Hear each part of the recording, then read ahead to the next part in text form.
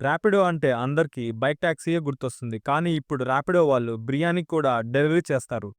2025లో Rapido bold move వేసి food delivery బిజినెస్‌లోకి enter అవుతుంది.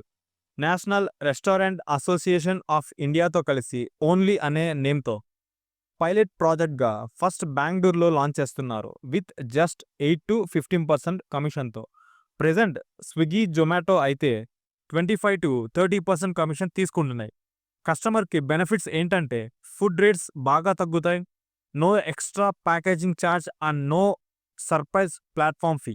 రెస్టారెంట్స్ పాయింట్ ఆఫ్ వ్యూలో చూస్తే ఆల్రెడీ స్మాల్ క్లౌడ్ కిచెన్ వాళ్ళు ఏడుస్తున్నారు. హై కమిషన్‌తో ప్రాఫిట్స్ పోతున్నాయని. ఛాలెంజెస్ విషయానికి వస్తే కన్సిస్టెంట్‌గా టైంకి డెలివరీ చేయాలి. రైడర్స్‌కి ట్రైనింగ్ ఇవ్వాలి.